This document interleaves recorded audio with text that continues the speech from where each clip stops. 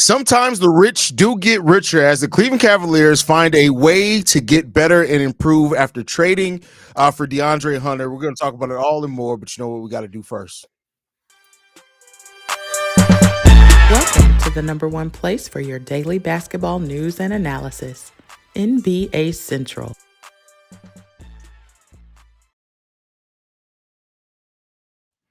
What's going on, basketball fans? Welcome to another episode of NBA Central, your number one spot for everything basketball related. We got Steve-O, myself, Haize in the building. Steve-O, I hate the Cavaliers, but I got to admit when they are a smart franchise and they've been operating smart for a while now, they trade Caris LeVert for DeAndre Hunter.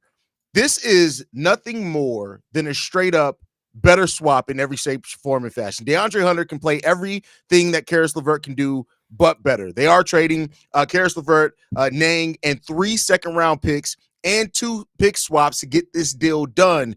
But I tell you what, if the Cavs can get a title out of this in the finals appearance this season, it's more than worth it. How you feeling, Steve-O? Yeah, a player like DeAndre Hunter is everything they've been needing and missing. He's a swole, small forward, 6'8", 220, got it, pro body, pro build, everything. And he's playing some of his best basketball in his career, 27 years old, entering his prime, 19 points per game. And I think what they've been needing the most is defense. Adding that size to the lineup or just to the team in general with the defense that he brings and the efficiency from three that he brings. That's something they need, and they're going to need, especially going down and deep in the playoffs, especially against some of these teams that they possibly going to be facing, and maybe someone like a Milwaukee or Orlando. Mainly, Orlando is something I think they was worried about because of the size that they have. So For sure. I think this is an equalizer they can have against a lot of teams in the East that they possibly could have had problems with. Yeah, I agree. This sets them up nicely for everything that it enhances everything they do well and fixes some of the things that they were missing holes at. I love this acquisition for them, and I think this just goes to show, like, if you're a franchise that is willing to pay, right, and keep in mind they are not a second tax apron team. If I'm not mistaken, they're barely into the luxury tax, even with all, like, they take care of their money.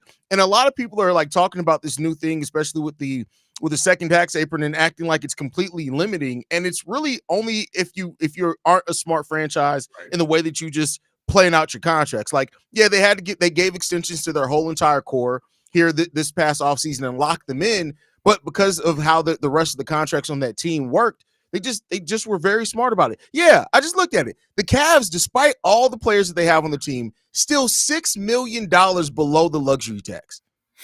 And that's crazy. I think what it is if you look at everybody that did have the extension, they didn't give anybody the maximum amount. They gave them just enough that will be in the ballpark of they're in the best ilk of their position.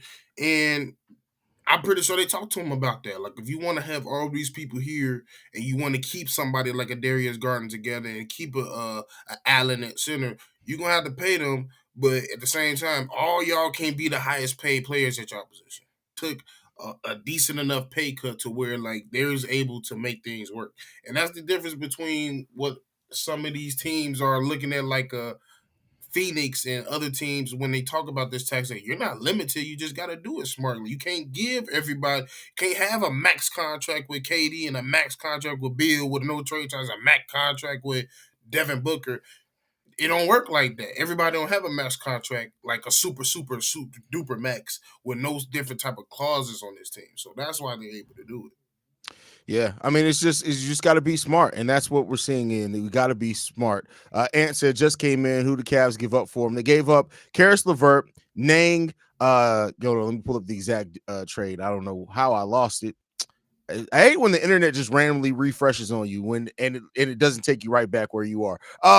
So they got DeAndre Hunter in exchange for Caris LeVert, Nang, 3 second-round picks, and 2 second-round pick swaps in that as well. So literally, it's a lot of nothing. I mean, if we're just being 100% honest with you, like, yeah. So, it is what it is when it comes down to that. Let me ask you this, Steve, before we get out of here. Quick update. After this now, who's your favorite to come out the East? Is it Boston, or have the Cavs now passed Boston as your favorite to come out the East? Like, Hmm? Hold on, because Yeah, I don't think it's coming from your yeah, mic, by the way. like keep switching my mic. It should be good now. But I still got Boston. I don't think I'm not the type of player to just take away something. And to be quite honest, Boston hasn't did anything of nature to warrant that. Okay, they're just so much better than them. Like, don't get me wrong, Mhm. I think the Cavs will give them a run for their money. But I think still with the talent they still have there, and if they're healthy, I think in a 7-game series they'll get their ass out of there. Yeah, I agree. I agree.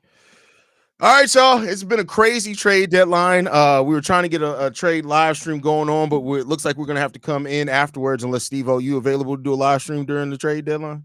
I don't know. I gotta be at work at 3 So for yeah, 5 I minutes. mean the trade deadline is in an hour. When do you got to leave? I could be in for 30 minutes.